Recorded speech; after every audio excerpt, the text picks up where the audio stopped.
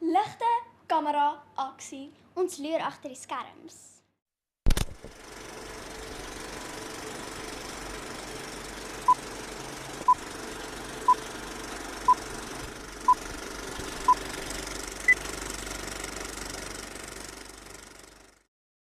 Lisa, ek het vandag besef dat ek regtig nie van Frozen hou nie. Sies, jy kan dit nie sê nie.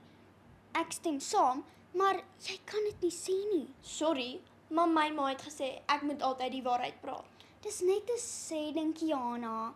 Hou kinderagtig wees. Ek's nie kinderagtig nie. Ek praat net die waarheid. Okay, fyn. Ons moenie die movie sleg sê nie. Kom ons praat eerder oor wat die movie kan verander. Goeie idee. Eerstens, hulle kan alles verander. En ek's nie lelik nie. Hulle kan dalk meer musiek bysit, soos 'n musical. Wat dink jy? Dit klink oulik. Hulle kan dalk 'n beter boodskap hê. Soos partykeer is dit okay om net te let it go. Okay, nou begin ons in die gang raak, maar let dit gou van wat? Ek meen, nie alles hoef goed te gaan nie. En nie elke movie hoef 'n gelukkige einde te hê nie. Wow, dis so bietjie diep en donker. Miskien moet jy dit let gou.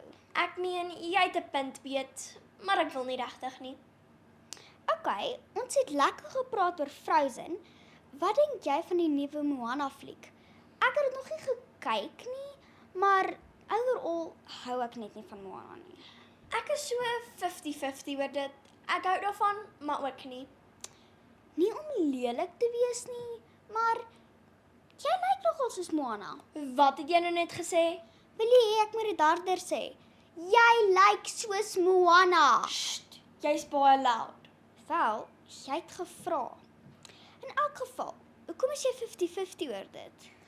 Wel, dis nie my tipe movie nie. En dis 'n bietjie kinderagtig vir my.